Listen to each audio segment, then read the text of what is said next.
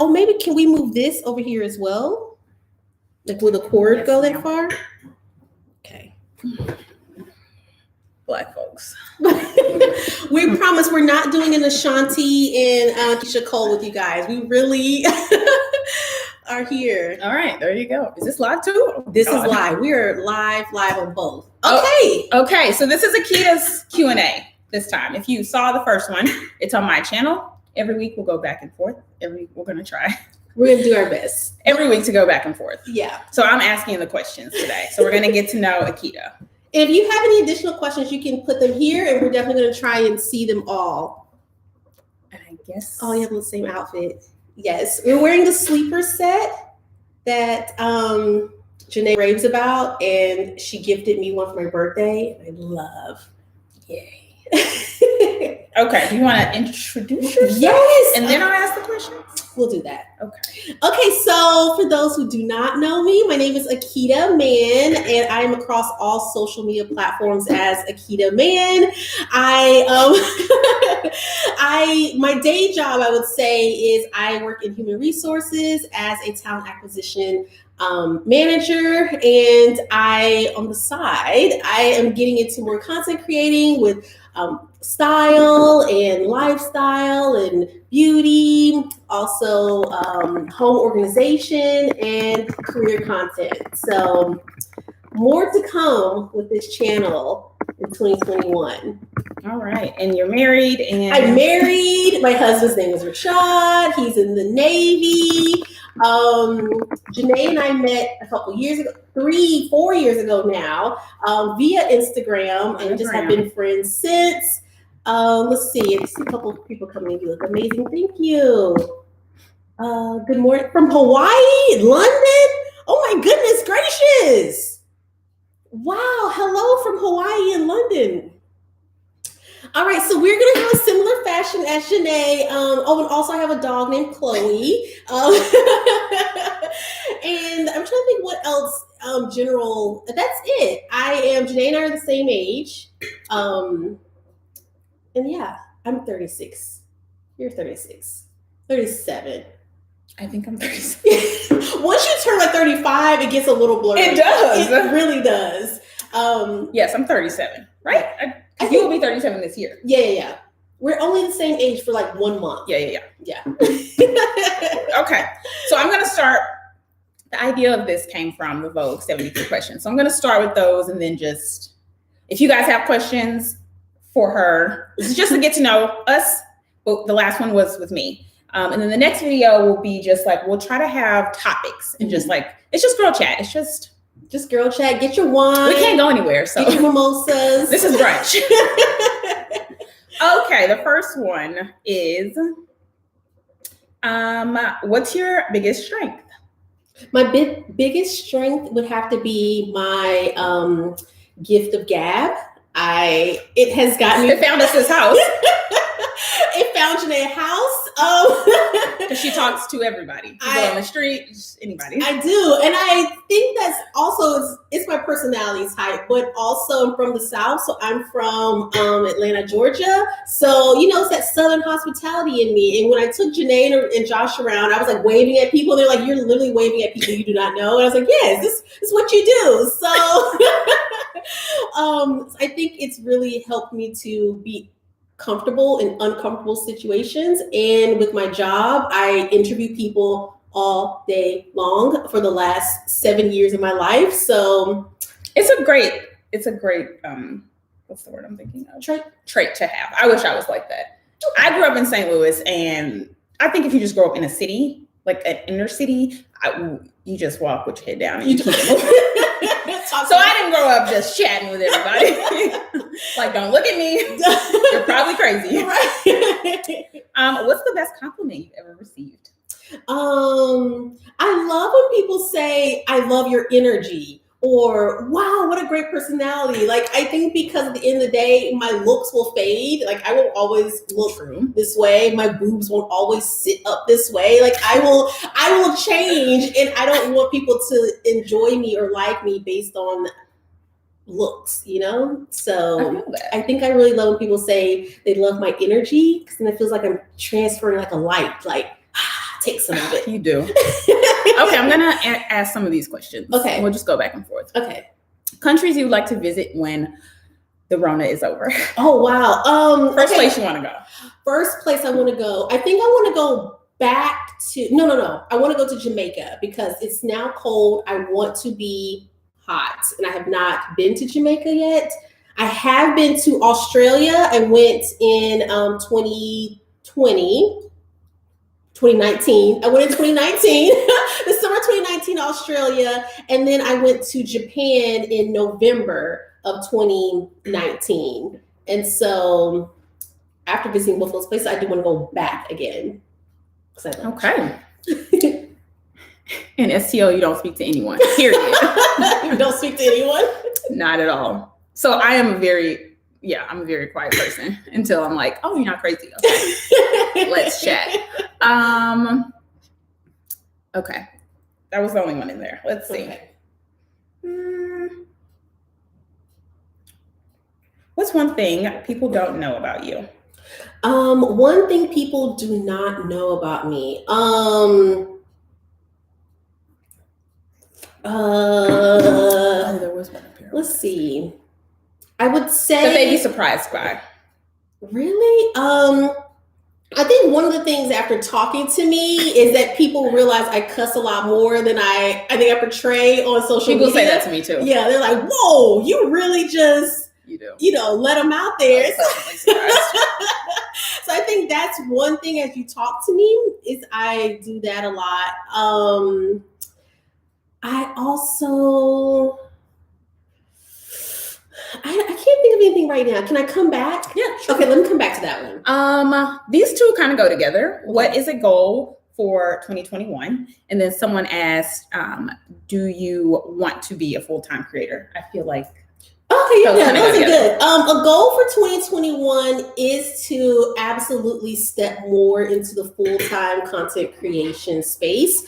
I go back and forth with this because with my job, I have moved up in the ladder, I think, with my career, and I don't want that to go to vain, but I can eat, sleep, and breathe, like taking pictures, editing pictures, conversing with you guys on social media. Like I can do this all the time and never get tired of it. So I would love to eventually just not have limits on my time or my money. And I think doing this full time would definitely be a goal for mine.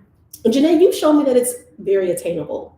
Yes. And I think that helps. I mean, with any line, that's why people have mentors in any career field, because then you can see the place that you can get to. Yeah. I felt the same way with Dana. Once I met her, I was like, oh my God, this could be a job. Yeah. Yes, we both plan to wear these outfits. Okay. Did I miss anything? And I would also say, if you're on Instagram, we're going to get over to you guys. So put your questions in the question box so then we can get over there to the questions. Yeah. We're missing them as they're strolling. It's a lot of pressure. Ladies. It's a lot of pressure. I'm not the Oprah in this relationship. What are 3 things you can't live without? I cannot live without chapstick. Because when you talk so much, your lips get dry. Okay. I cannot live without chapstick.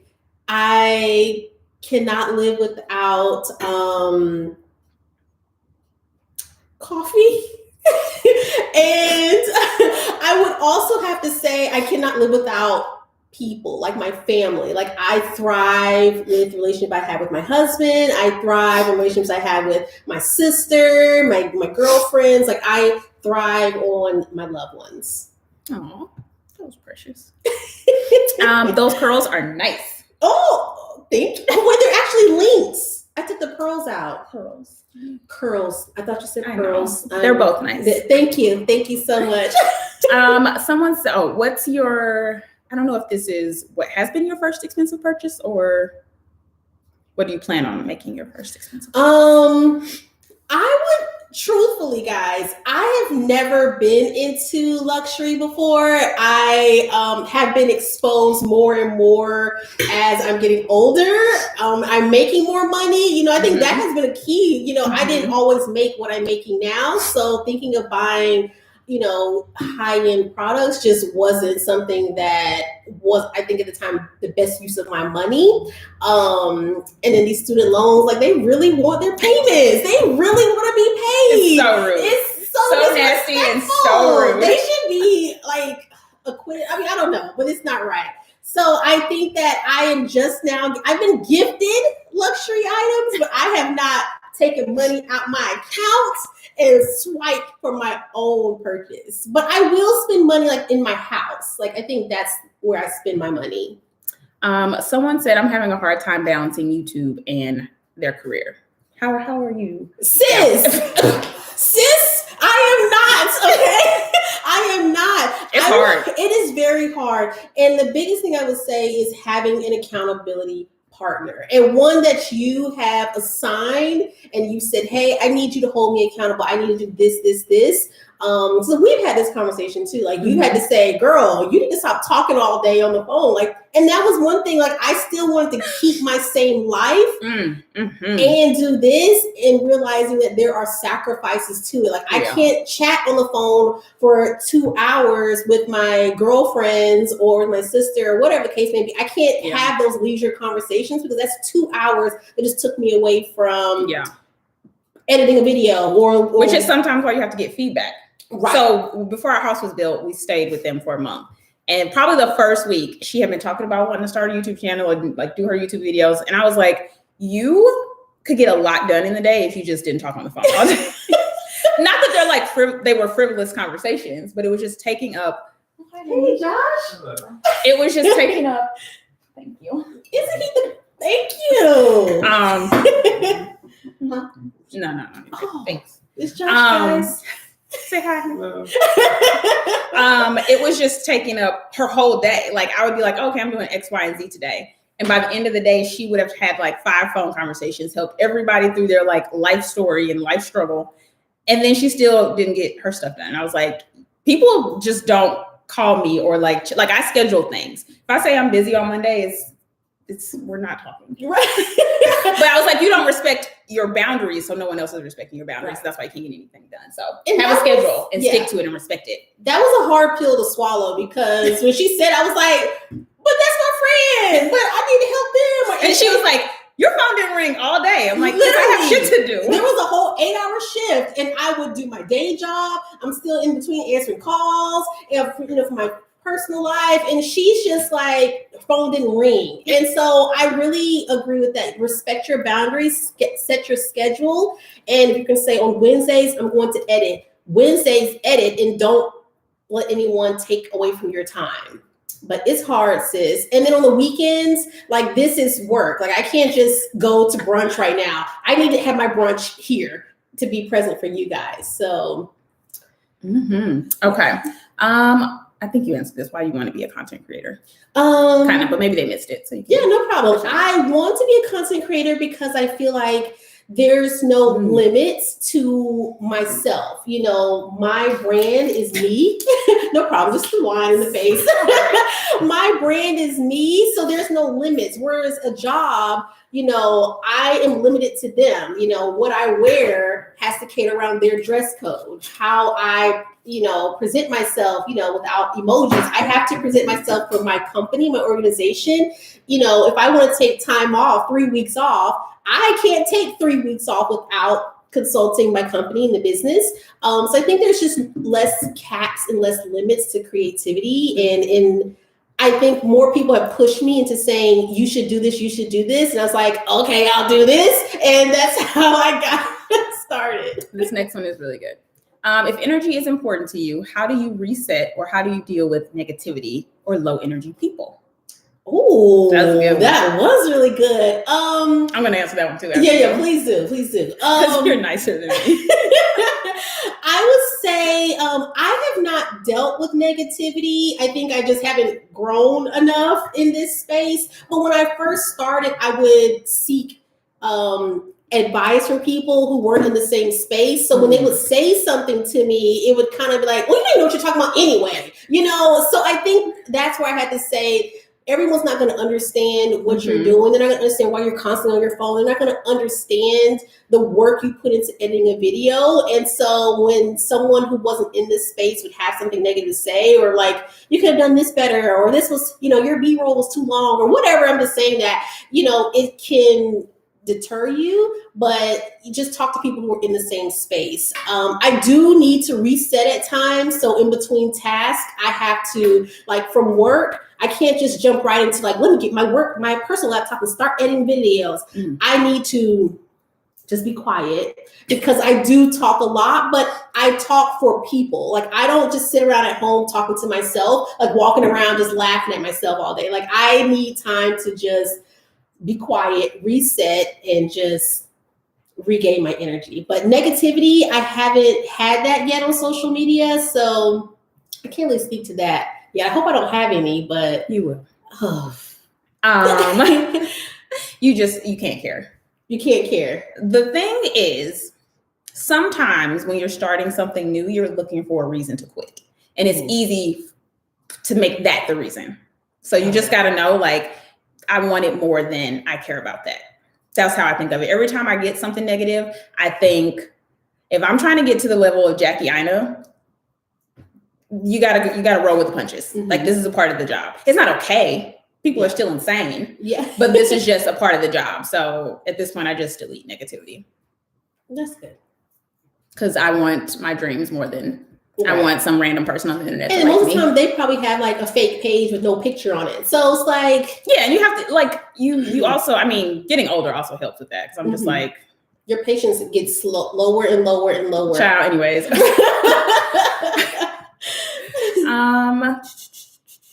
Yes, it's the wine sips between the questions for me. Yes. Also, she doesn't really drink. Her wine is a prop, so I'm gonna look like a lush, but I'm drinking at a normal pace. Since you receive commissions from commercials your audience view, as a YouTuber, do you control the commercials shown? No. They try to just put it based on like the videos you watch.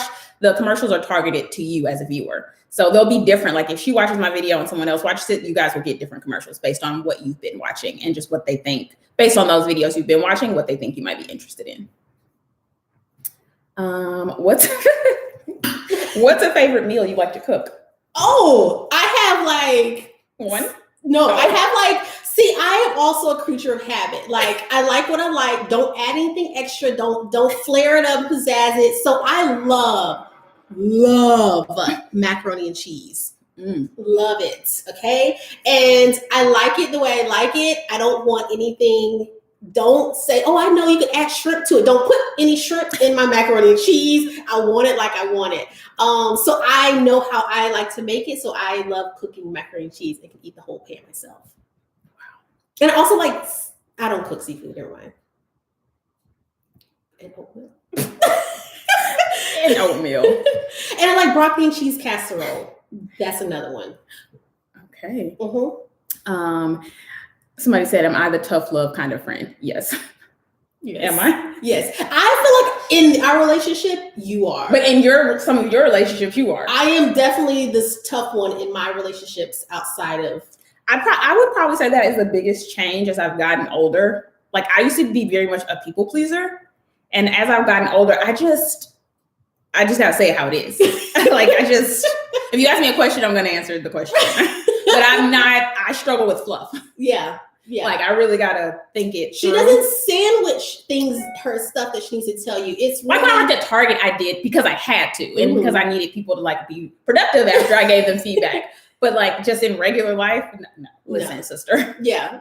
Put your big girl panties on. But you don't also just like come forward with unsolicited advice. Exactly. No. You don't. If you ask me, I will tell you. But I'm not like. So I noticed it's not my business. It's not my business. She doesn't, and I love that about, like, you don't insert yourself to like sis. But if she knows I have a goal that I'm trying to reach, she'll say, okay, well then how are you trying to do it? Why didn't you post? What time are you going to post? When is it happening? All right, I'm not going to talk about this again. And she pulls me back together.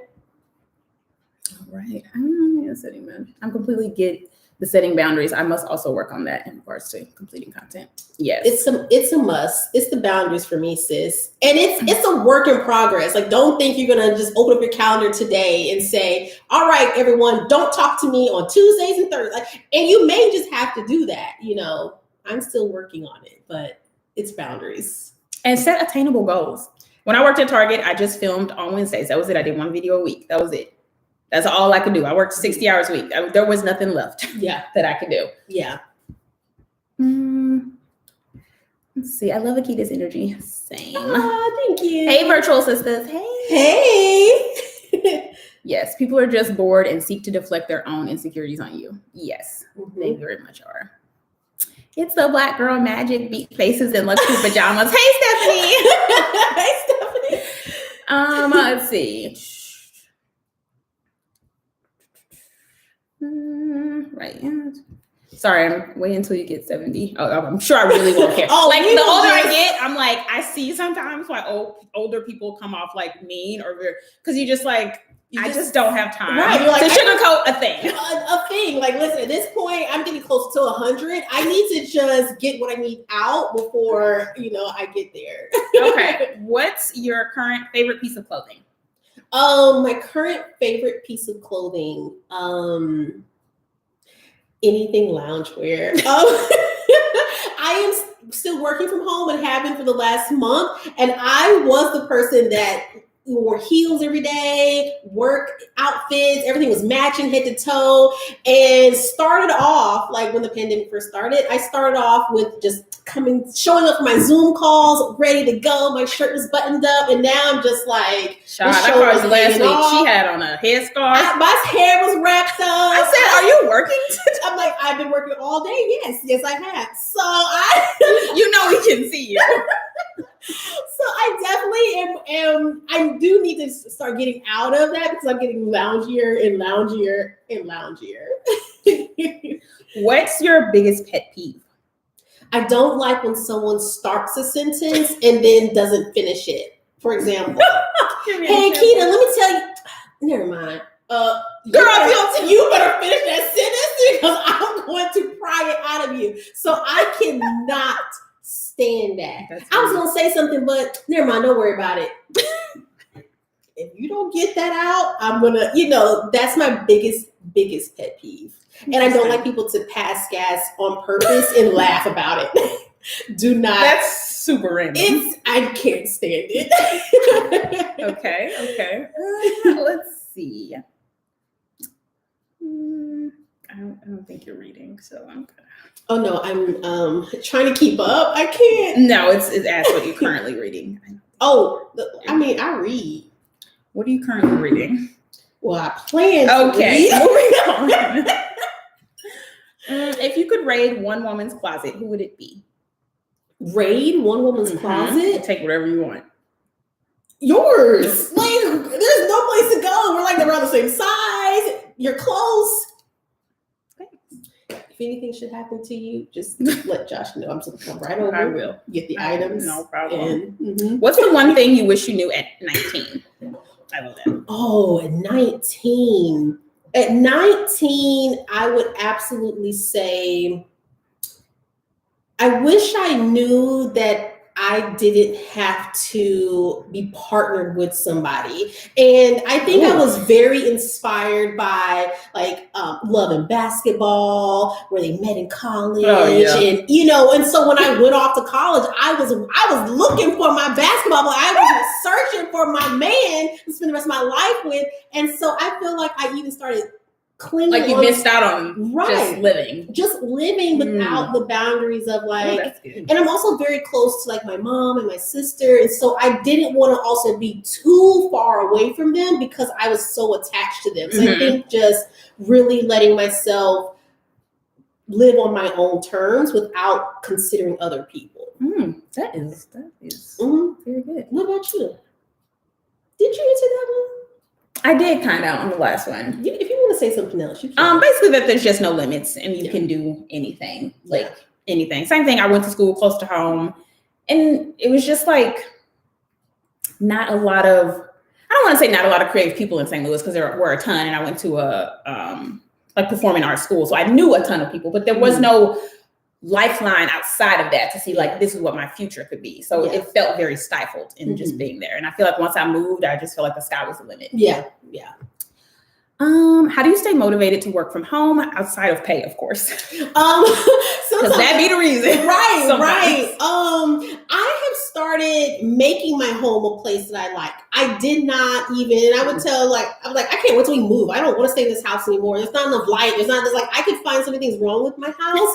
But then I just started saying, well, why don't I just create the space that I want it to be for me? I do also have 2 different workspaces. So I have an office downstairs, and then I have an office upstairs. A bedroom upstairs is dedicated to like my studio, my creative space, where I don't have to bring my job to that place. So I have 2 different places where they don't have to meet each other. But as well as staying motivated, I am a strong advocate for taking PTO. You're only going to be motivated but for so long. And when you work at home and you sleep at home and you exercise at home, you pray at home, you kids at home, dogs at home, and like you never leave your house. Like, sometimes I'm just like, I got to get out of this house. I take a day off. I don't go to that office. I will snatch PTO out of that bank quick. Take a day off, take 2 weeks off, whatever I need to take off, I will take time off to reset and get remotivated. And I think that applies to any job. So I feel the same way, and I don't technically work for anybody, but there's some days that come where I'm just tired of responding to emails and doing, like, I need a day. And I love what I do, and I love being able to be creative every day, but sometimes it's just like the tank is empty. Yeah. I got nothing left. I don't care about taking a picture or doing a video. Like, I need a day. Definitely. Somebody said men ain't shit. That's what I laughed at earlier. When you're talking about the college thing. Oh, especially in college. Like, what was I thinking? Like, I wasn't mature then. So how was I thinking another 19-year-old man was going to be? They're not ready. I wasn't ready. Same. Yeah. This question. Oh, somebody said, what's your day job? They probably missed the beginning. So no problem. So I am in HR. I work in HR, and I am on the talent acquisition side. I work as a talent acquisition manager. Oh, thanks, Crystal. No, she does not have kids. No kids. I have a dog named Chloe. She's 6 or 7. She's 6. Such a good mom. I'm a dog person, not a cat person. Do you plan on staying in VA forever? If not, where do you see your forever home? We've been here. We got here by way of the military. If you don't know, my husband's in the military, and that's how we got here. As far as staying here forever, probably not. But, that may change because we have become, the longer we're here, the more settled and rooted we become. But I would love to honestly be closer back to home and just be, I don't want to live in Atlanta, but just a little bit closer to my family and friends. Because right now it's a 9-hour drive. And if it could just be like a 3-hour drive, that'd be better. Yeah. What college did you go to? I went to, I think it's now called, they changed the name. This is why I'm pausing. At the time it was called Macon State College in Macon, Georgia. And now it's, I think, Middle Georgia State University. I think that's the name of it now. And I went to Lindenwood University in St. Charles, Missouri. It was a very white school. White. Most of my classes, I was the only Black person. Right. I was like, right. Yeah. Was that the same for you in like grade school too? Like no. I lived in the city. It was all Black folks. Okay, I think it was the opposite for me. I started having more Black people in my college, but in grade school, my school bus, it was my sister, myself, and like 2 other people. What's something you can't do well? I just thought this was funny. Look at me. Everything I do is amazing. What do you mean? And I'm great. Something I cannot do well is I don't say that I'm a great multitasker. I'm not great with attendance. I struggle in that department. And I also wish that I was a better singer, and I'm not. You just want to serenade? I just want to just sing so badly. I want to sing. Bless you.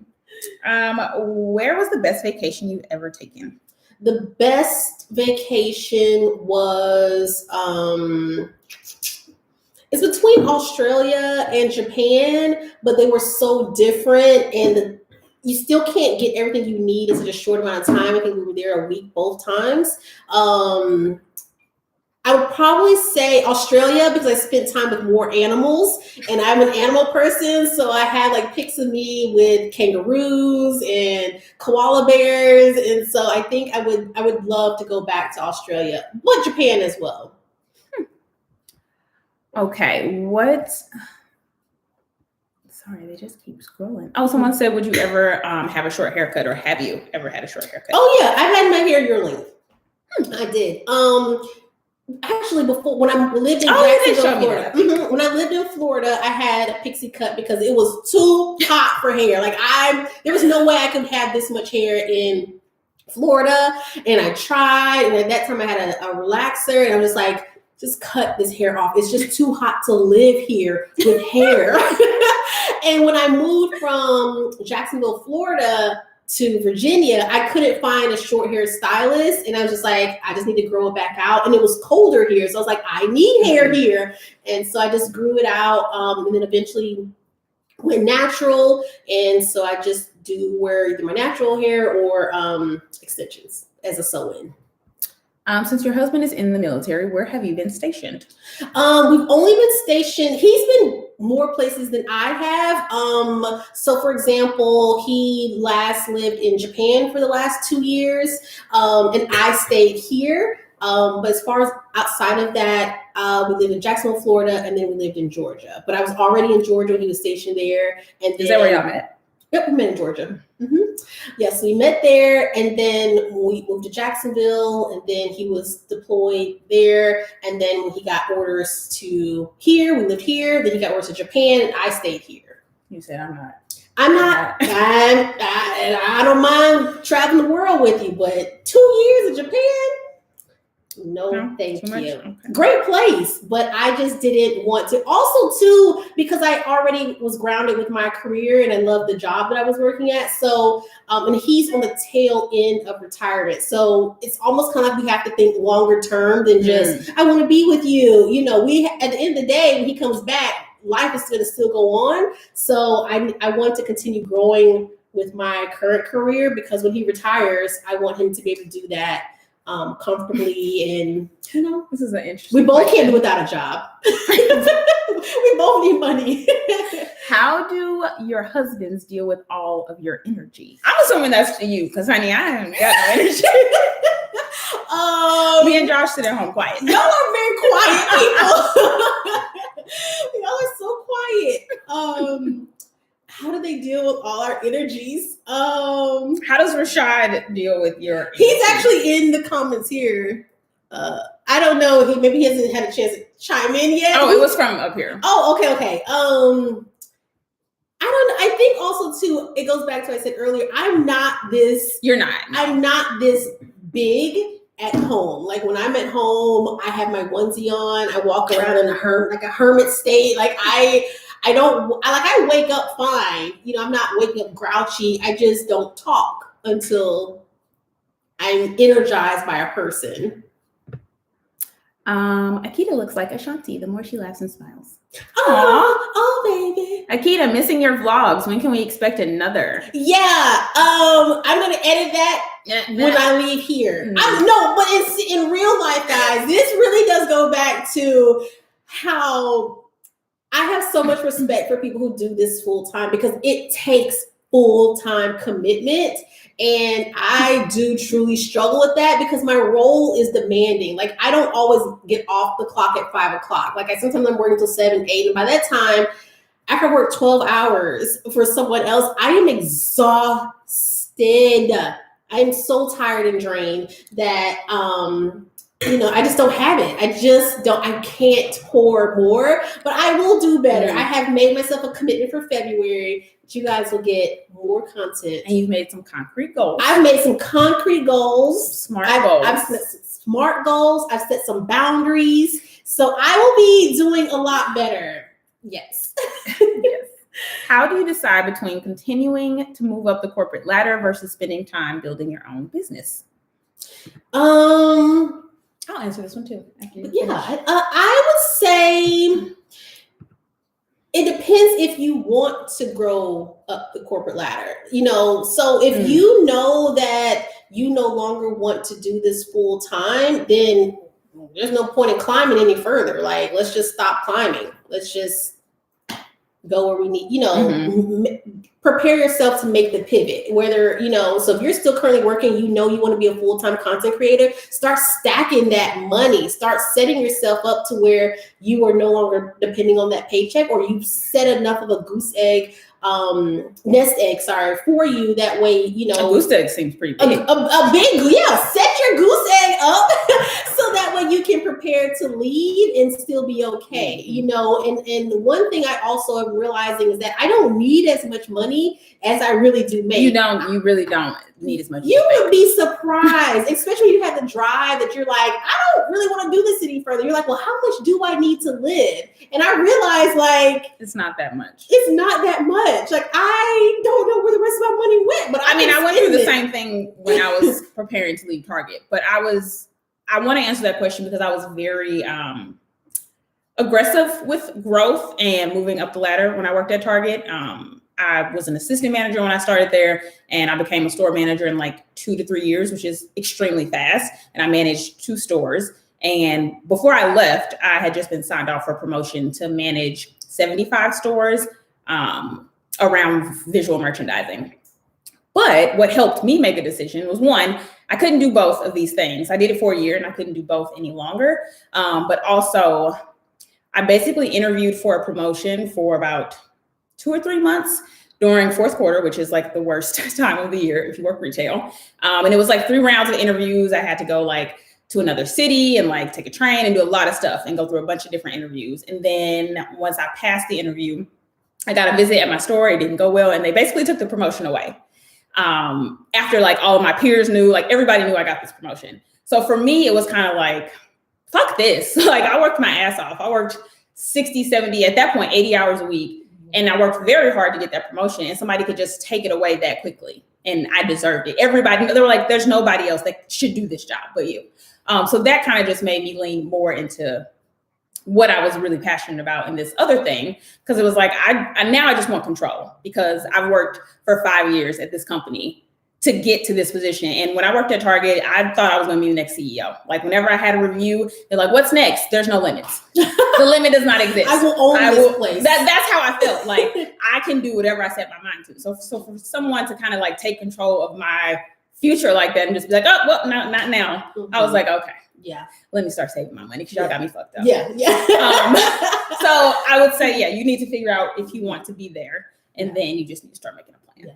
And also to that as well, one thing that really helped me say, no, I really want to make sure that I put myself first, is when the pandemic first started. Honestly, my job did a round of layoffs, and they also did a pay cut for everyone across the board. They gave us our money back, but it then just let me know, like, someone else controls my livelihood. My livelihood? Yeah.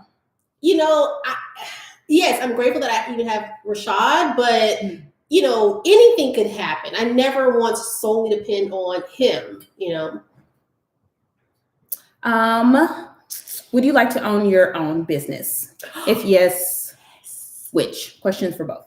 You can answer first. Yes. So I think the creative part of me would love to have my own wedding venue. I would love. See that. You can see that? I know. Like, I would love to have, and I want like everything to be my own. I want the land.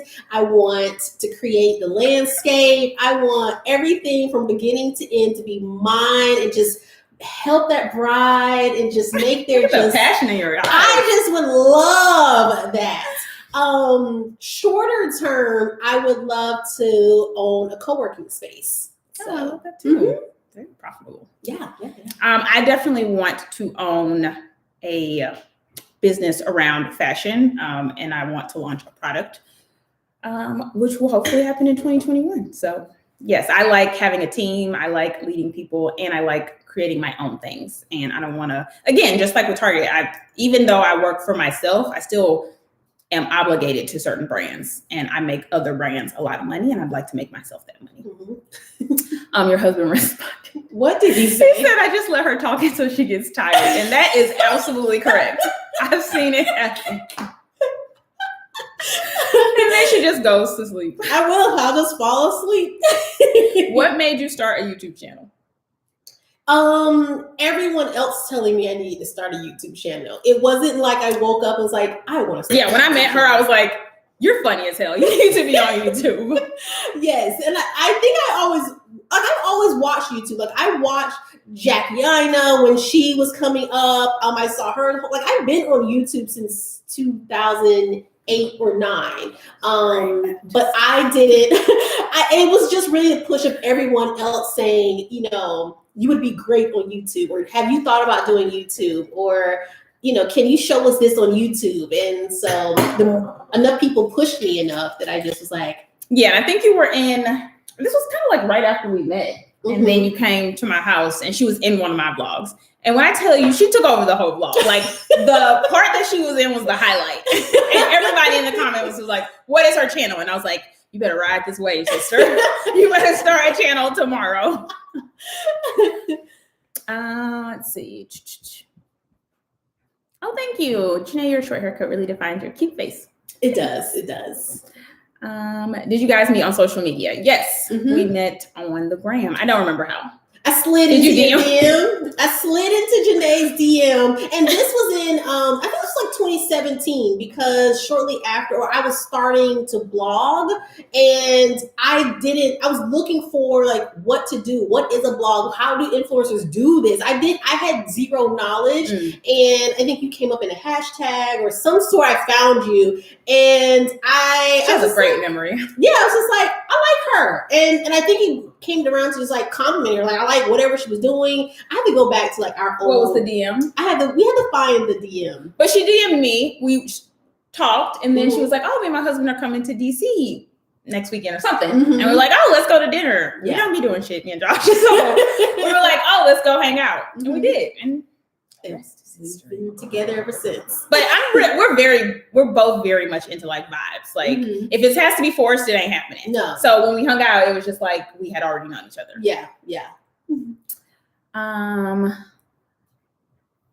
Was that what motivated me to leave Target? Yes. I never, again, if you asked me if I was going to work at Target forever, I would have said yes. I'm going to be Mrs. Target.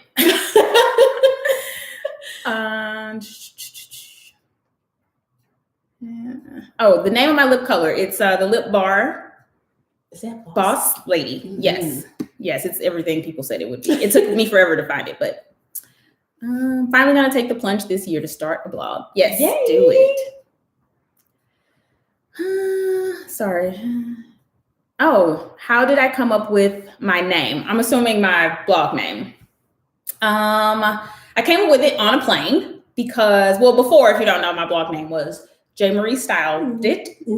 And I came up with that just on a whim. And then once it kind of got to like, I think this could be a job, and I was telling people or somebody would ask me about it, I just did not feel confident in the name. It was almost like I was embarrassed to say it, like J. Marie Style. I don't know what it was, but I just did not like it. And I was like, okay, we were leaving somewhere and I was on the plane. I was like, I need to change this. Like, I should be proud. I always see long term. So I was like, if I'm on the Today Show one day, I want to be like, yes, and my brand is X, Y, and Z, and not be like, oh, it's J. Marie Style.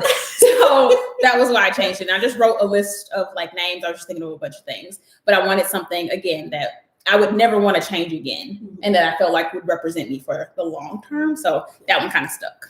In mine's, before it became Akida Man, I was Kita the Diva. What possessed me? Because you just think of something cute to start. You're just that's catchy. Yeah, and that was it. I was like, this is so fun. But at that time, I was 30. Like I was just coming out of my 20s, and it's like Kita the Diva. And yes, it encompasses my personality. But now at 36, I need to. Kita the Diva is just not going to work. And it wasn't even Kita the Diva. It was D-A Diva. That's the Diva. And that's instead of confidence. Kita the Diva. And I'm just like, I don't think this is Gonna gonna make work. my So, and I was across all platforms. Akida the Diva. So, I would definitely say if you're having a hard time trying to figure out what your name should be, go with your name. I'm sure it's beautiful and lovely. Oh, Lordy. And your name will never go out of style. My eyelashes gonna fall. I'm so sorry. Jesus. This is why I don't wear lashes. So rude. Okay. We got that one. Jenee, we need you to just have your own clothing brand. That's a big one. That's not what's coming in this year. I'm thinking of something that is scalable so that at some point it could be that. But something I can start with that won't overwhelm me.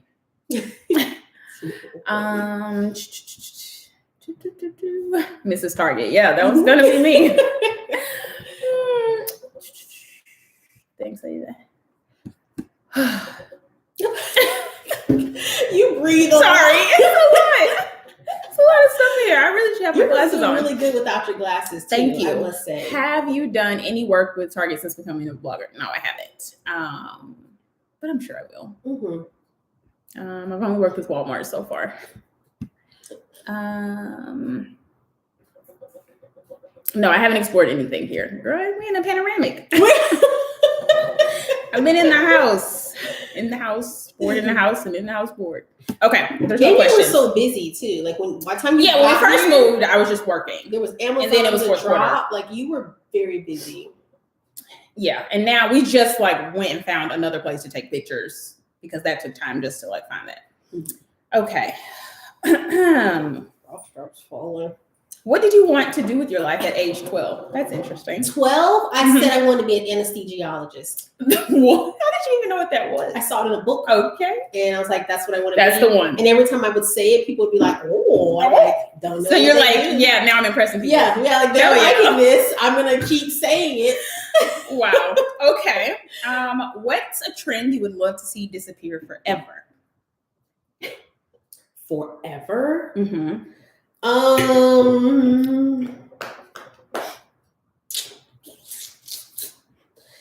If there was a trend, I would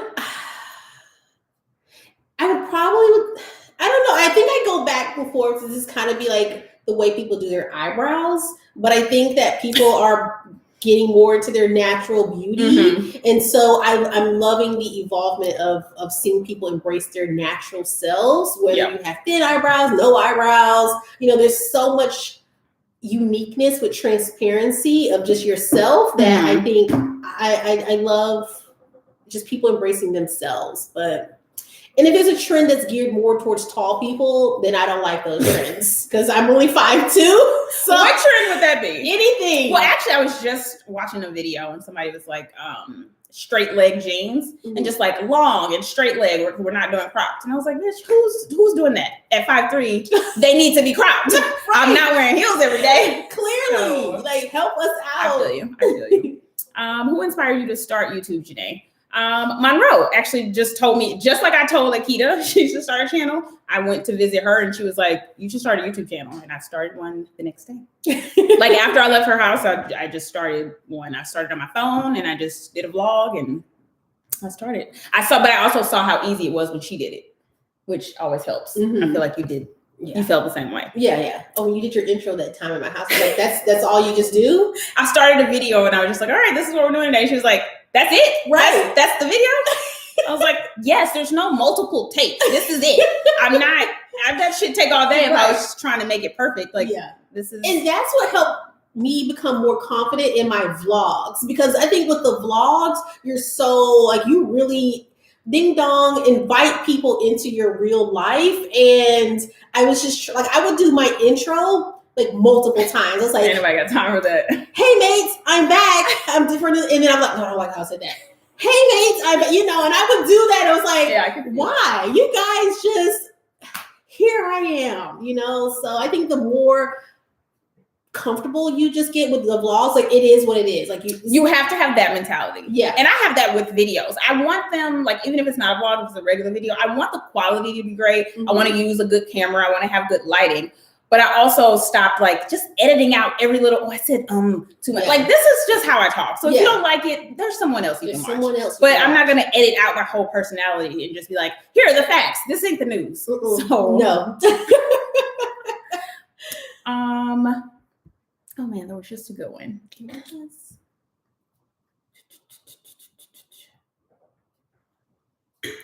Oh, what? No, I think we asked that already. Oh, good. This was a good one. Celebrities you would like to meet.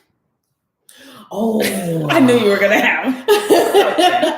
I would love to meet Viola Davis. Oh, that's a good one. I know. I would love to meet Viola Davis. I just admire her as a woman, as like a mogul in the acting world. The tenacity and the grit that she has. Mm-hmm. I love that about her. Like and she talks about how, you know, you compare me to Meryl Streep, but you're not paying me like Meryl Streep. You know, so I just was like, yeah, and I think I can relate to that, especially in like the corporate world. You know, there's times where, you know, you're compared to as good as your colleague, but it's like I have to do a little bit more just to make sure that you pay me what I want. So I think just that level of confidence that she embodies, I would just love to just get some of that energy and knowledge and just love on her. Oh, I love that. Mm-hmm. For me, it'd be no one. The only celebrity I've ever wanted to meet in life was probably Aaliyah. And that was probably like the last time I was like in love with a celebrity. But I think it's because I have met a few celebrities and you're just let down. Yeah. I think we just put people on such, and even in social media now, you just put people on such a pedestal. And then when you meet them, you have this idea of what they should be like. And you're ultimately just disappointed. Yeah. And sometimes I just want that to live. Yeah. Like I just want them to be this person I imagine them to be, and I don't want to ruin it. Right. I don't want to ruin it, so just let's not meet. Yep, that's not me. You stay over there. Akida, working in HR, do you find it difficult to switch off? If so, do you have any tips? Switch off. I think it depends on if you mean like switch off like my professional voice or like, you know, like I don't have a different voice per se than like a news anchor. They'd be like, today on the news, and I don't come home when I talk like my news voice, you know? So I think it's more or less to switch off. I have the same, like I bring my same self to work. Like I don't act like anyone else. Like I am still the same way at work. It's hard to switch off sometimes when I know that I could be doing something else for work that is now going into my personal life. Like if it's 7, 8, 9, or if on the weekend, I'm like, I have to get up and finish something because it's going to set me up for the next week. Sometimes I toy with that because I'm just like, this is my time. It's my weekend. I should do this and that. But if there's one more report I could do, or there's one more email that I could send that would set me up for 4 more days, I, struggle with trying to make sure I'm balancing that time right. Because there are times where, like if, for example, Rashad's gone for work, like I can't, like if he's traveling, I can take that whole week and just immerse myself without having to think about, what's for dinner, or, I don't have to be anyone else's wife or friend. I could just worry about myself. So it's hard in that sense because I do love my time to myself, or just time to do other things besides work. YouTubers you'd like to meet? YouTubers? Wow, YouTubers. I would probably say this. I'm struggling with this one because with YouTubers, I feel like I either follow them on Instagram and I chat with them in Instagram. Like I will talk to. She will message anybody. I will talk to. We will in a good way, like not like no one is above her. I like that. No, they're not. Like if you cut me, I'm gonna bleed red. If I cut you, you're gonna bleed red. So. I mean, if you just choose not to respond, then that's your prerogative. But it's like, yeah, I talk to them. Yeah. But I think I would probably I feel like I already know people. Like I would always say I watch faithfully, like Octavia B. I just think she's just the cutest. She is adorable. And but I message her through DMs. So I feel like we interact enough. But probably love to hang out with her and her friend Renee. I love that. I know. That's a good one. She's so cute. Yeah, and I think the obvious other people would be like, who's really killing it in the game, that would be like Jackie Aina. You know, I think just I don't talk to her in DMs, by the way, but I do. I think Jenee does, but I think like twice, right? Not where she doesn't really know me. Well, I think maybe if from the where I would gain something from, I would love to just talk with her and her growth. I would pick, and I've talked about her on my channel before, Aaliyah's Face. Do you follow her? She is so funny to me, and I feel like she has the same personality as me. We're very different. If you follow her, you know we're very different. And she's way younger than me, but she's just so funny, and she cusses a lot. I just feel like we would just like have a great time. I've talked to her in DMs, but I just really like, she has long ass vlogs. It'll be like an hour, and I just put it on, and I just feel like we're just hanging out, and I love her. And I also like Laura Left Lifestyle. I think that's her channel here. I love her. She's in Denmark, and I love her accent. I love people with accent. I know. I just love her. She's so funny. She even like has me interested in cats, and I'm not even a cat person, but like she makes her cat sound funny. So I do love Akida. You're meant for this. You always had a perfect energy for this. When I worked with you back in the days, you may not remember me. Hint: we were HUCs together. HUC. Latasha. I don't want to put her whole government out here. I mean, I guess it's up here. Latasha Jackson. Oh. Say hey. Hey, Latasha. Oh, Hunks together. Oh, we're at House and Medical. Child, I don't know the acronyms.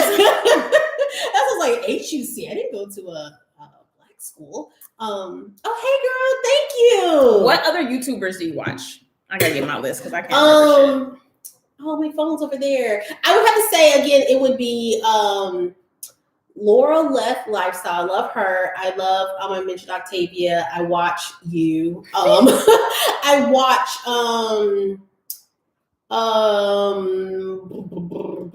I feel like as soon as I hang up, I'm going to have like, here's my long list. Yeah, I'm literally just going to say the people that are right on my recommended. There's this girl named Rachel Lee, I believe. I like her. She's really big into organization, and just like her life is so calm and clean, and she has an accent as well, so I love her. I think she's in Australia. Yeah, most of the people I watch are in the UK. Yeah, I just love I want to go to the UK and pick up that accent.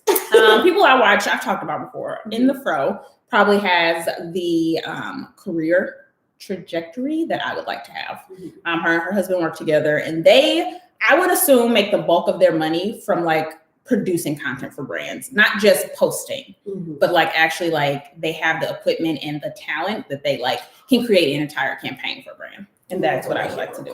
And right here, guys. Maya Galore, she's also from St. Louis, and she does makeup on YouTube, and I like to watch her. Lydia Dinga is from the UK, and she's a Black creator, and she's redoing her home. So I love watching anything about home, and I just love her accent, and she's just really funny and sweet, and I like her. Tamara for fashion, because she just buys all the things, and I like to figure out what I need. And Aaliyah's Face, like I said. And there's a lot. I'm subscribed to hundreds of people. Like I watch YouTube like TV, so I can't go through. But that's the beauty of it. There's no limit to who you can follow. And yeah, like I watch people for different reasons. The wine I'm drinking alone. Are you good at charge? That's not that though. It's you can get it out of my closet. There's a charger. This is the wine. It's Riscato. It's a sweet red. It's delicious. And it has like a decent amount of alcohol. I don't see it, but this is the wine. It's at Target and everywhere.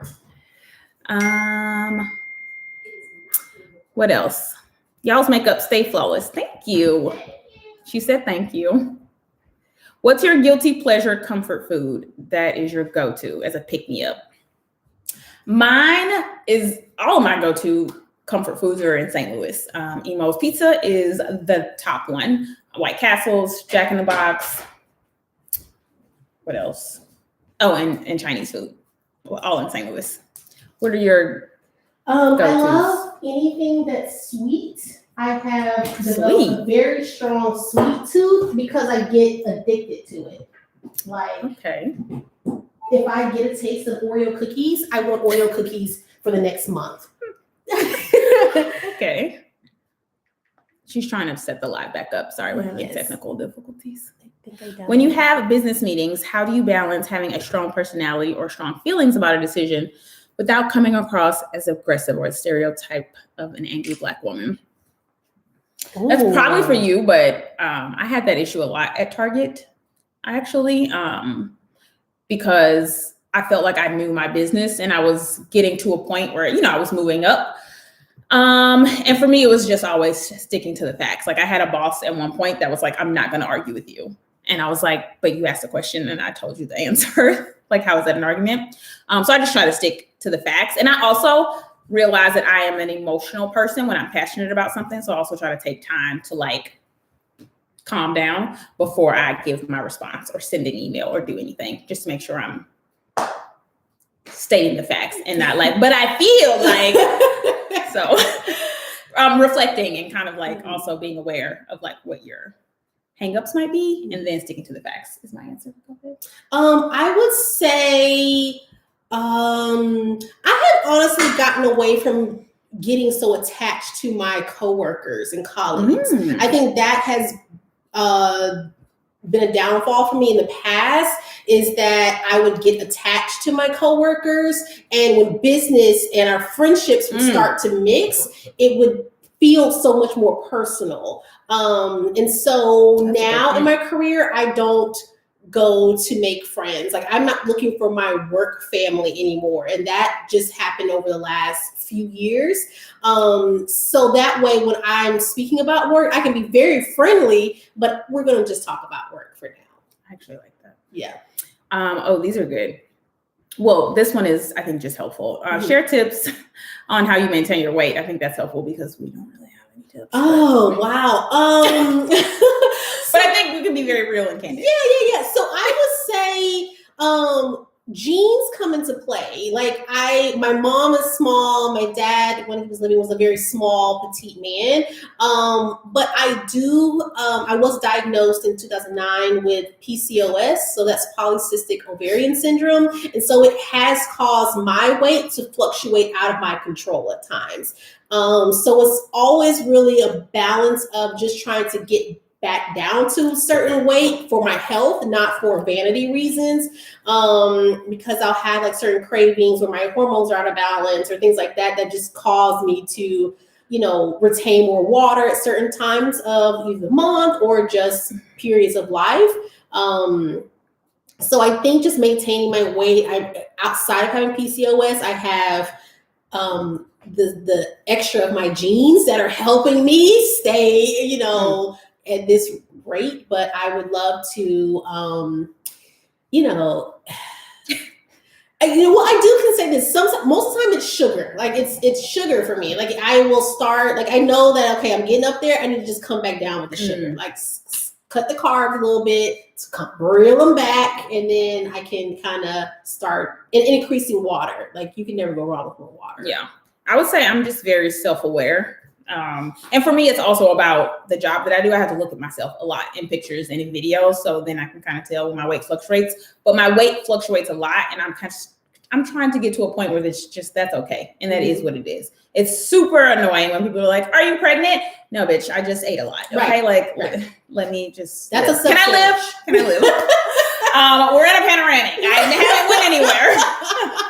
And I'm also like, usually it's like I can get in really good shape for something. Like, we're going to the beach. We're going to Italy. We're going we ain't going nowhere. Right. So I'm kind of like, well, my clothes fit. So, but once I can't fit something, I really write back in because especially as you start to invest more, like I'm not donating that. I need to fit into it. So I just bought a treadmill because I also just like convenience. So I just walk on a treadmill every day and that's been helping.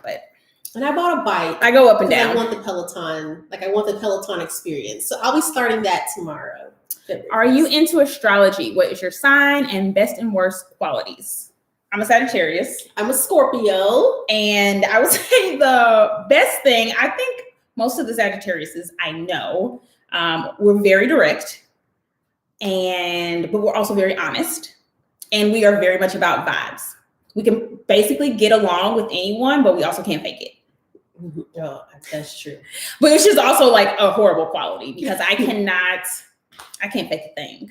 Like if it's a professional setting, of course I can like get along, but my emotions are always on my face. If I hate something, I'm just like, okay. If I'm tired of something, it's just all on my face. I think that's a horrible quality because I'm just like, pull it together, Jenee, pull it together. I can't. This is my face. I hate it. I think one of the traits is I think one trait that I just don't have is that Scorpios, when you cross us, is that we're known to like sting with vengeance. Like, all right, I got you. I'm gonna hold on to this, and you don't have that. We're passionate about that, but I don't have that. I think that aggressive or grudging type of personality. You know, it's like if you don't want to be my friend anymore, then I don't really know anything about Scorpios. We are big lovers. I was gonna say, I feel like the common thing is that you're kind of freaks. I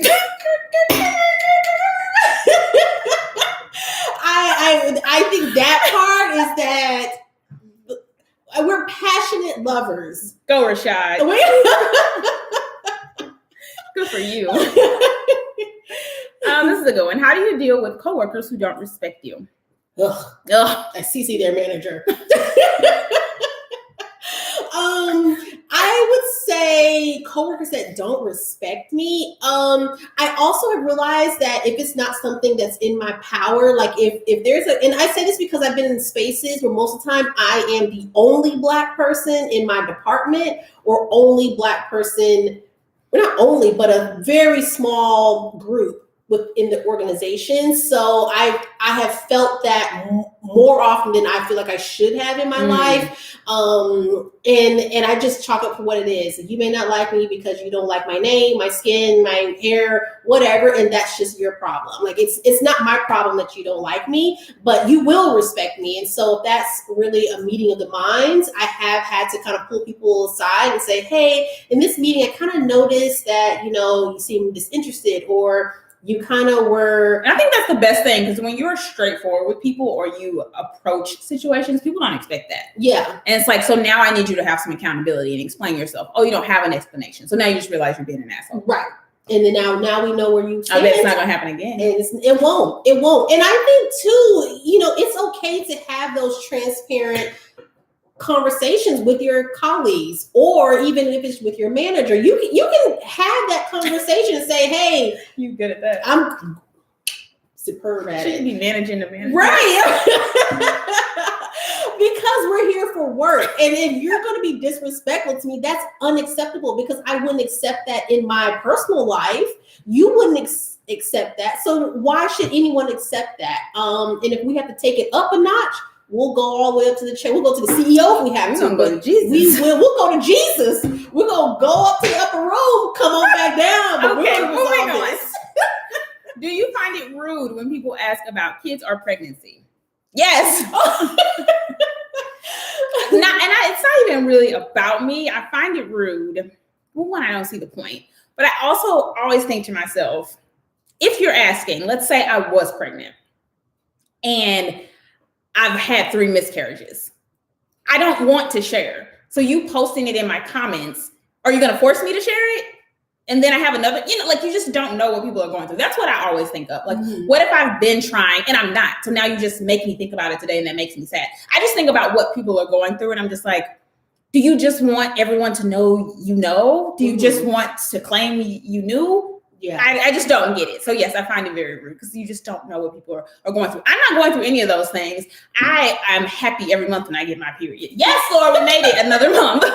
But some people are actively trying, or some people are going through things, and it's just like, now you put that at the forefront of their mind. Or now they have to figure out how to hide it better, because they are. And it's like, well, if they can tell, other people can tell, and I don't want to jinx it yet. It's just like, for what? Yeah.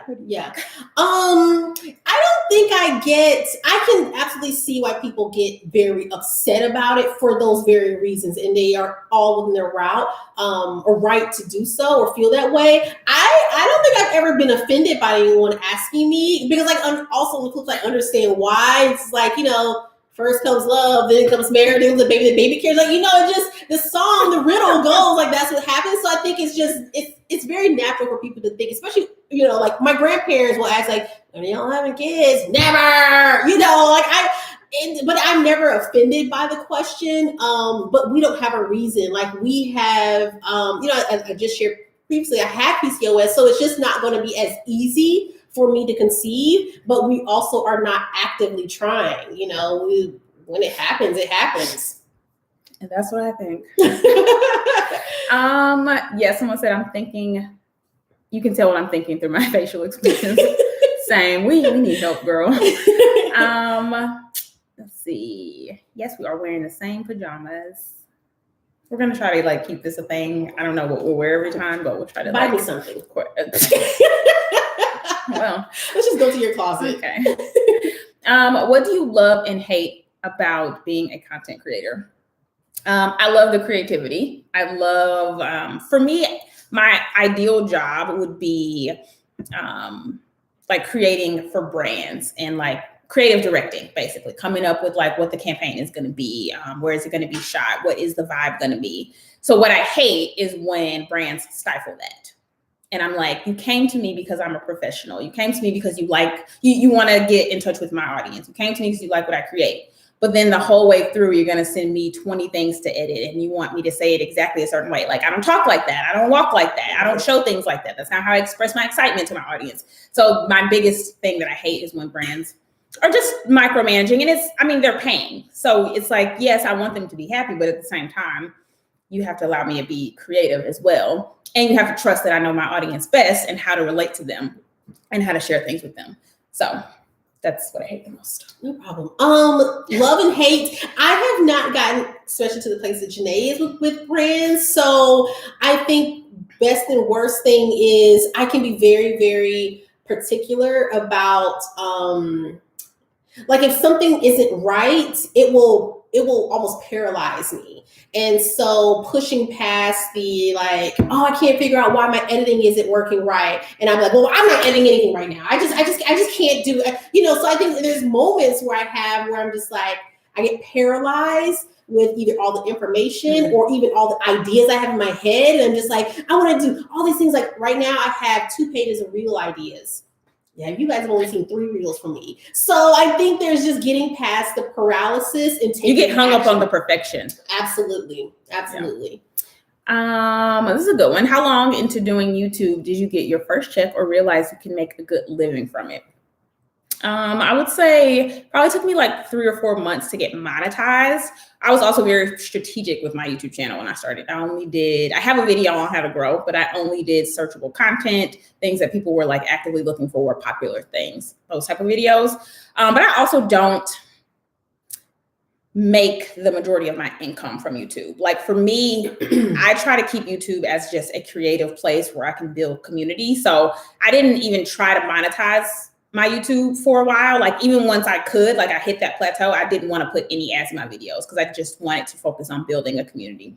And even now, I feel compared to a lot of people, I will usually put, if it's a long video, I might put an ad in the beginning, middle, and end. If it's a 20-minute video or 15-minute video, I usually will just do an ad at the beginning and the end because that's just not my goal. But that's because I'm a YouTube watcher. Mm-hmm. And I don't want to interrupt the experience. So that's just always top of mind. And I also don't like doing too many sponsorships unless it's something that's long-term and it's in the contract. I'm doing, it's a year-long contract. So I'm going to do 2 YouTube videos, but I don't like to just do one-offs because again, to me, YouTube is my most sacred place and it's just where I can be creative. Go ahead. With the ads. They do have YouTube Premium and you don't have to watch those ads. Which I don't have. And let me tell you guys something. Jenee is the most luxurious, frugal, basic person ever. It's the oddest thing. I've never seen it. She doesn't carry this luxury lifestyle through every part of her life. She has like, if there was like cable program, she would have the basic. If there is like, I was like, Jenee, you don't have to, like, we were watching YouTube on her computer and the ad came up. I was like, what is this? I was like, why do you have an ad? Like, she won't just pay for YouTube Premium. It just was never even a thought in my mind. Like, it didn't bother me enough to be like, how can I fix this? I just was like, pay watch ads. Everything convenient. I don't want to do. So I think, well, that's a good balance. Like, you really are like minimalistic with how you carry your There's life. certain things that just don't matter to me. And I need all of it. Someone did ask, I did see very quickly what day I was born, November the 11th. So 11/11. Oh, you're so special. Ooh, we got some. I went by. Hold on. Do you listen to podcasts and do you have any faves? I do not. Do you? I have listened to a few. I thought about even starting one because, again, if I talk a lot, why don't I just do what I do? And that's just talk. And I think a podcast would be a great platform for me to do that. But I can't even think of one right now off the top of my head. Like, oh, I listen to this one. I don't listen to any of them faithfully at all. I think everyone has their platform. Mm-hmm. I'm a visual person. Yeah. So I've never been like a Twitter person. I don't care what people like are typing. Yeah. I want to see pretty things or entertaining things. Yeah. This is a good one. How would you respond to coworkers who constantly make comments about your IG and YouTube? Not necessarily negative, but it makes me uncomfortable because I'd like to keep both separate. Oh, how do they find you? I mean, people will find you. Yeah. When I was at the tail end of leaving Target, it was getting to a point where like all of my team members, not all of them, most of the ones in like the ready to wear like clothing section would be like, oh, Miss Jenee, I found your YouTube or your Instagram. Like, oh, your outfit was so cute yesterday. And it was like, okay, thanks. Like, I don't want to be rude, but it's also like, we're not having this conversation. Right. What do you think? I think that, so I did a funny reel the other day and it said, if you see me on TikTok and you know in professional level, mind your business, I clocked out. So I think that if someone brings it up, I'm okay if people find me. My stuff is public, but I do also, there's nothing that I share that I don't mind being out there. Like if my boss saw my stuff, then I don't have anything that would be offensive or that would put me in a compromising position with my employer. But I did have, there was a time where I had a colleague who would say certain things about my social media, like, oh, I know you're going to be at Target or whatever the case may be during team meetings. It's like shut your ass up. Like, can you leave that over there and let me just be here? So right. And I don't think she meant it in harm, but I don't ever talk about my social media in my meetings at work. It's never brought up. So when someone brings it to highlight it, I'd rather they not. Oh man, I just skipped. I hate when I have it on one. But someone basically said, like, you don't have to say everything you think. And that is what I always think when it comes to negativity or just anything. If it's not something positive, I don't even want to waste my breath. Yeah. Like, I just do not want to be responsible for putting something negative into the world. So when people do, I'm just like, what? Right. Like, what are you doing? Especially if it's unsolicited. Especially. Yeah. Okay. I answered that. Podcast. I'm a Sagittarius, and you are so right. Yeah. We're special. Yes, everything you think should not be spoken. Yes, I think a million things every day. Every day. And I'm like, oh my God, why would they do that? But I just keep it moving. Also, some women don't have a desire to be mothers, and that is a concept that should be respected. Amen, sister. Absolutely. Akida, how long have you been married? I've been married for 9 years in March. And we've been together for 13 years this year. Yeah, 13 years and 9 years. What is the rudest comment you've ever read on your social media? And are people meaner via social media? Absolutely, they are. I think you've had more. I have one that comes to my mind, and I'm so happy the block feature is there. So it was on the video that I did of like decorating my front porch. It was like front porch decorating. You didn't tell me about this. And you were in that video. So in one clip, I was like, look how Jenee showed up in my house. Like, we're supposed to be decorating this porch, and she came up so fast, which is fine. It was perfectly fine. And I had on like leggings and just a hoodie. Like, I just was in work mode. So it was the funny banter that we were having about it. Which we assume people like. Right. Based on feedback. Exactly. And that's generally how we are. Talk. Yeah. So this other girl came into my on my page and commented, first of all, nice porch. Then she goes into I have a list. Yes. First, point one. Yes, nice porch, great. Then she goes into saying like she doesn't appreciate how I am pretending to be a friend to Jenee, and we love her and her right with how she presents herself, and I don't like when people fake like they're being friends. And I was just like, fake being friends, like what? Where did this girl read me up and down, and it was so far from the truth, and no one gathered that at all, that I was being a hater towards Jenee. It wasn't like it was a common theme where I had to say like, well, maybe let me check myself. Then no one had ever said that ever. Yeah. So it was just so left field. And instead of responding, I just deleted the comment and blocked her. Like, just that's what you have to do. There's nothing further that we need to discuss. Right. There's just no point. Like, what am I trying to prove to you? The rudest thing, it's always top of mind. The rudest thing I have read was on YouTube, because YouTube is just, it's a wild west. It's a great place to build community, but it's also the place where like it's hard to find out who's who compared to other social media platforms. And someone asked me a question about, this was right when I started my channel. So someone asked me like, how does my relationship work with Josh being in an interracial relationship? And it was kind of like when a lot of the like Black Lives Matter protests were going on, and like, basically how does he support that? Or like, what our conversations look like? Which I liked that question because it gave me a chance to talk to people who maybe aren't familiar with interracial relationships. So we were kind of going back and forth, and they were like, oh, thanks for answering. Like, I really appreciate that. And some crazy comments on our dialogue, and it's like, how can you even expect her to understand what we're going through? Like, she already dates outside her race. Like, she is not for the Black community. She's gonna have mixed kids, and like, you can't expect anything from people. Like, it was just came from my whole entire life. And for me, like, for some people there could be worse things. Like, I don't care if you call me ugly. People have commented that, like, you're hideous, get your teeth fixed. How can you even show up on like YouTube like that? That doesn't bother me.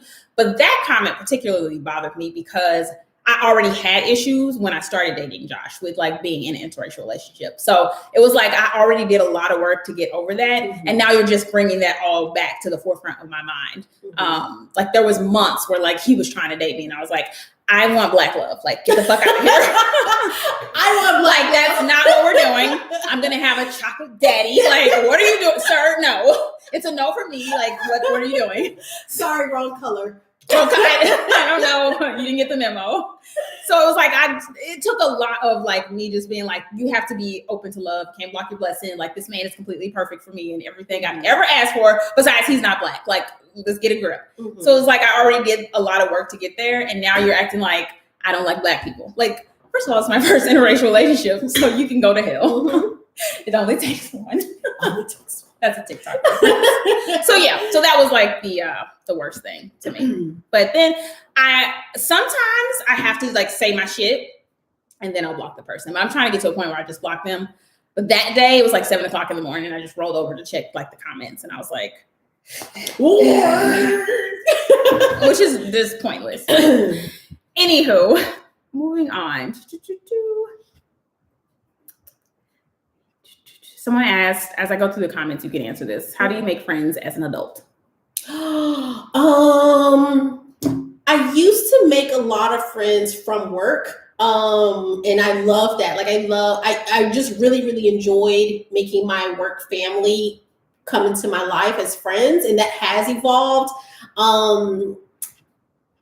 Other places, I feel like I've been leaning more into the relationships that I currently have and cultivating those relationships, you know. And I used to be like, did not like being here because I couldn't find my friends. Like Jenee was 3+ hours away. So she was so far. So if I just wanted to like regularly go out with someone, I didn't really have that. And then one of my other friends that I did have, even over time, her life evolved. She had a baby and then she moved to California. So, you know, then I didn't have another friend. So I think just at that point, instead of looking for friends everywhere else, I just started leaning more into my current friendships or relationships, and how you can like make those bonds tighter. Yeah, absolutely. If that was more like, well, let's plan some time where we can get together versus looking for a new person. And also too, I think similar to what Jenee mentioned earlier, how we evolve, if it doesn't come naturally and if it doesn't feel genuine, it's just exhausting. I can't. Like, I don't want us to feel like we're on a first date all the time. Like, I want us to from the jump, know we're gonna laugh and kiki, and you know. And I also don't have a lot of sensitive friends. Like, if you're one that you know you're easily offended. Not that I'm saying anything ever offensive or anything like that, but if you're overly sensitive, you can't. You can't. Okay. Just watched your latest makeup video. I think I'm going to up my makeup game to Bobbi Brown. Bobbi Brown is, if you don't try anything, please get the vitamin enriched face. You use that, right? Yes. That took my face. No matter what you put on top of it, it will be better. I promise. You're not lying. I don't tell no lies. No, you don't tell no lies now. How many subscribers do you have to be monetized? I don't remember. It's watch 1, hours too. Okay, 1,000. 1,000 subscribers and 4,000 watch hours. There you go. There's a great podcast called Content Queens. Yes, I need to listen to. I'm just not a podcast person. But Content Queens is Vic Styles, if you don't follow her on Instagram. And somebody put it in the comments. I follow them both. Notorious Kia. Notorious KIA. Yeah. I watch her on YouTube, and I've met Vic before. We did a campaign together.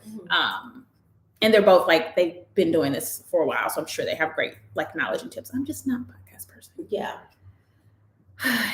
Yes, people project. Usually when it's negative, they're projecting.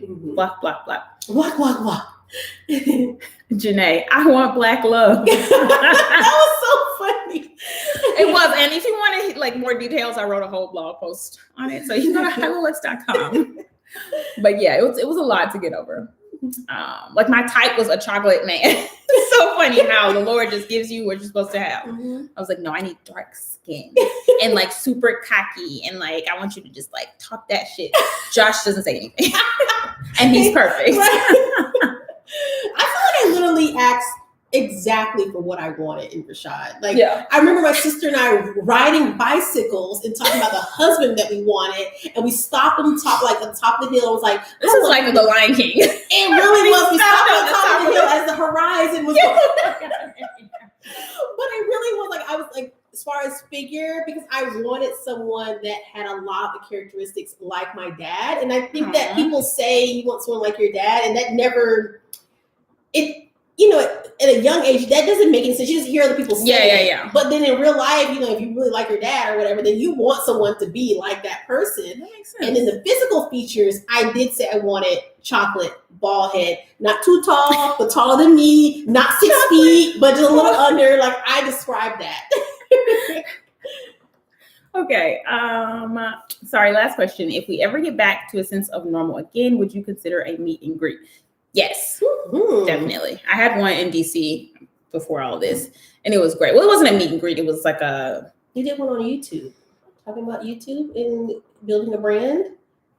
I don't know. It was that thing with the DC bloggers. Yes. Yeah. But yes, that's what it was. I would. I know your memory's a little foggy today. It is. I can barely remember yesterday. Are either of you on Clubhouse? Yes. We're both on Clubhouse. I'm not active. Again, I'm a visual person. So I got on there once and I was like, what the hell? I tried it a second time. Can they see me? Like, what? No, that was the first initial one. It was like, hello? Oh, y'all can't hear me. Okay. I'm on there regularly now, but I limit who I listen to. Like, if it's not someone that I already like engage with their content, like Cameron Monet, I hop in her lives, her clubhouses a lot. I'm trying to think, Media Kit Girl, I'll hop into hers. Oh, I love her. Yeah. So anyone that I know is going to truly give me value, then I'll listen to those. Akida, how did you meet your hubby? We met in wow.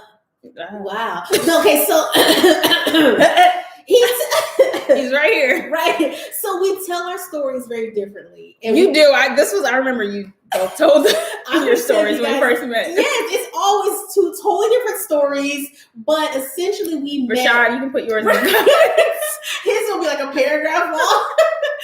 But we met in the time he was stationed in like Atlanta or something, and so we met in Warner Robins, Georgia. We met there, and so when we met initially, it was at a lounge, and he I wouldn't give to go to a lounge. Right. It was a nice upscale, lounge in the area. It was nice, and me and my friends, we had just quit our jobs. We were like, "F this job, we're out of here. We're gonna go party." And so I met him there, and like somehow we got separated. Like it was just like we just ended up getting separated from each other. So we didn't exchange numbers. All he knew was my name, and later on realized he didn't even remember my name. He just remembered I said I worked at Route 21. And at that time, I didn't tell him I quit that day either. I just like, yeah, I work at Route 21, la, la, la. When I saw him again, it was a week later.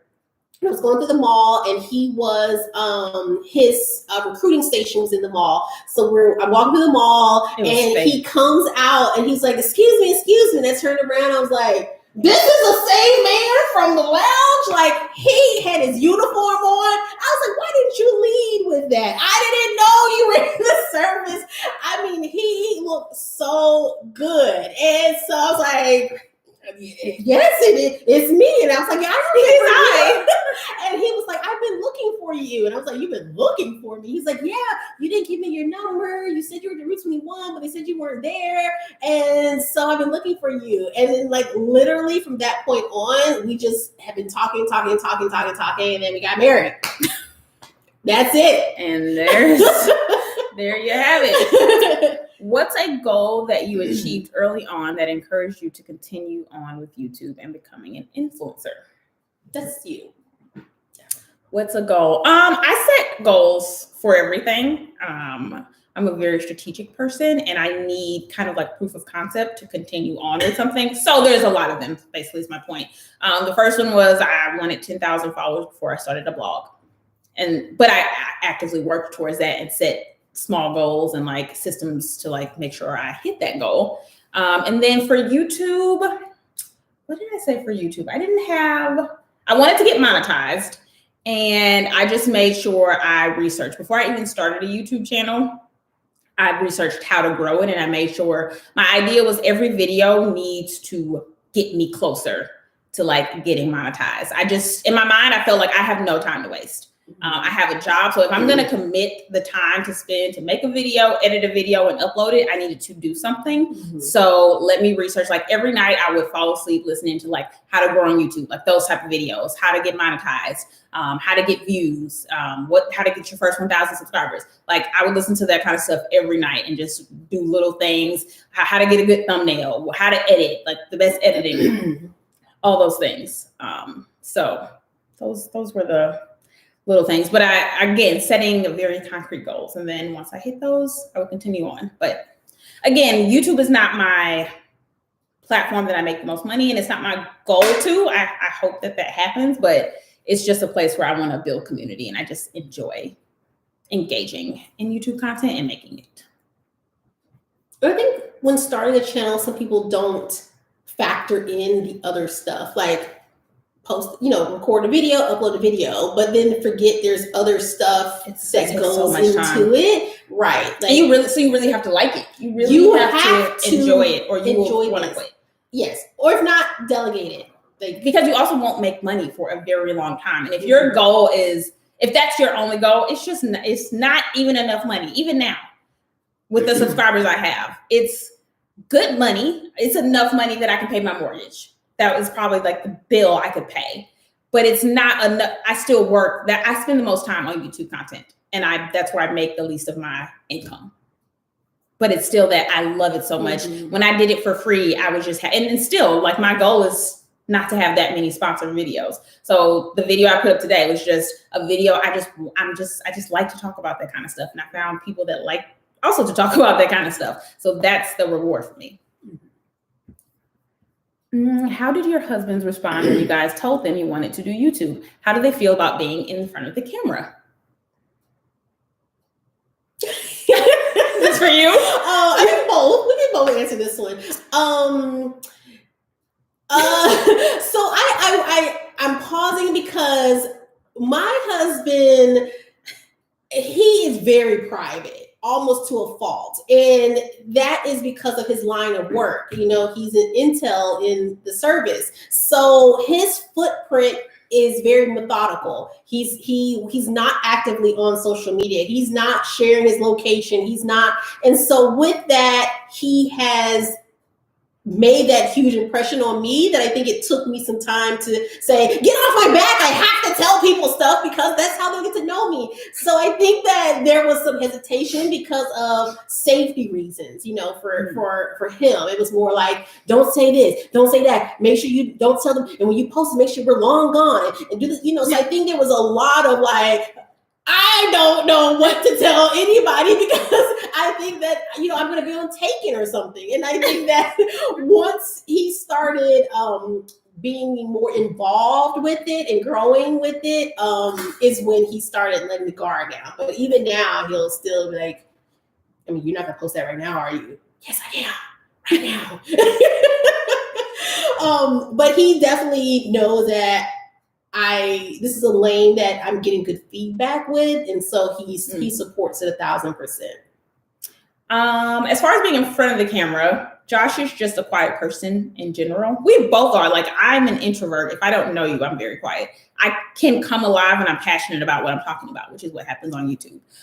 So I just don't force anything. Again, it's just like life in general. So if there is a circumstance or a video where it makes sense that he's there, like a vlog when we went to LA, like obviously we were there together, we're shopping together. So he's in a lot of those frames and, you know, we're out to dinner. But if there's no reason for him to be there, I'm not going to be like, hey, say hi to the camera. I don't ever want him to feel uncomfortable. This is never going to be a family channel. That's just not, I'm here to share things like the thing that I love, which is fashion and beauty and home decor. Mm-hmm. And there's really not a lot of videos where it makes sense for him to be there. Unless we're out shopping for home decor, like where it makes sense, that's where he'll be. Mm-hmm. He's very much behind the camera. Mm-hmm. He's a part of this business. But being in front of it is just not part of the plan. Yeah.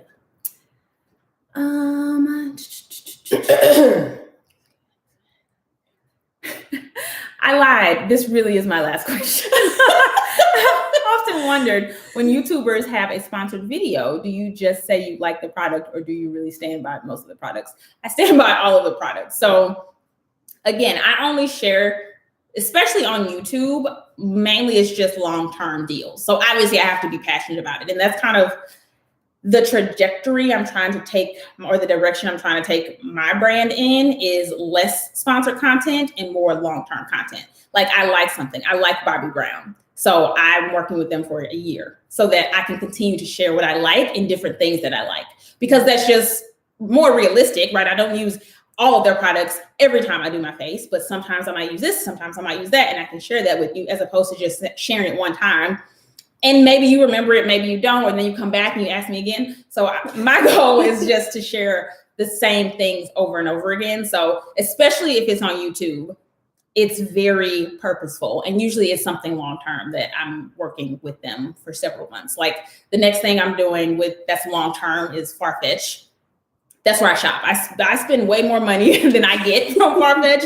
And another one is ThredUp. We've talked about thrifting a lot on my channel, and I'm working with them for an entire year. But that was something that I wanted to do because you guys really like that content. I like thrifting, but I'm not going thrifting in stores right now. So that just makes sense for my brand and for like the world. I don't talk about anything. I turn down more things than I do. And it's not even if it's a bad brand, but if it's just not easy. If it's not something I was already interested in, if it's not something I'm super excited about, it's a no for me. It's a no for me. and at this point, if it's not something that is long-term, like even if somebody wants to work with me for blog post or one Instagram picture. I want to turn that, especially if I'm like, I already use that. Yeah, I want to work with them, but I want it to be more than one thing, because the time it takes to create a campaign and create visuals and create a brief, I would rather talk about that multiple times. Mm-hmm. So, but yes, I don't talk about anything I don't like. Even when I like stuff, sometimes I don't talk about it.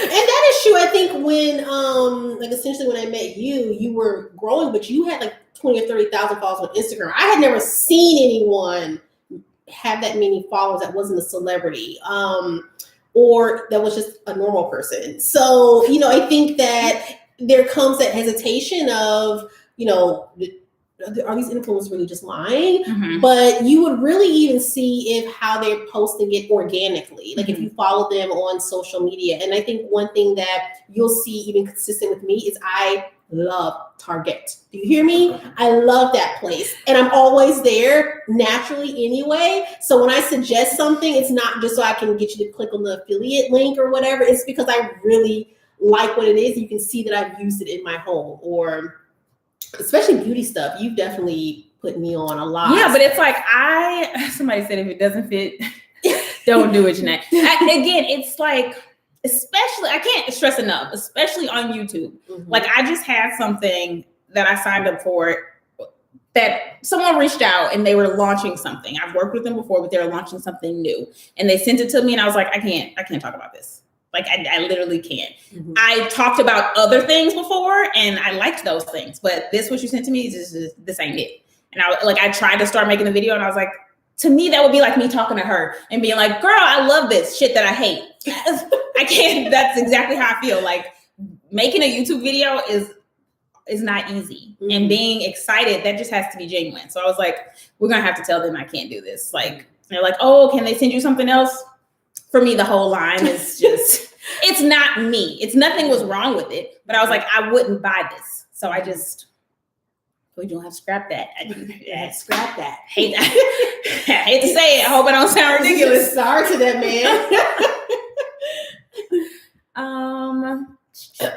I think that might be it. That's it? I mean, it's been an hour and 40 minutes. It's been an hour and 40 minutes? I didn't know. I didn't pay any attention to that timer up there. Any other questions? Because the vote questions are over. I was noticing my voice was getting a little cracky, but it's because we've been talking for an hour and 40 minutes.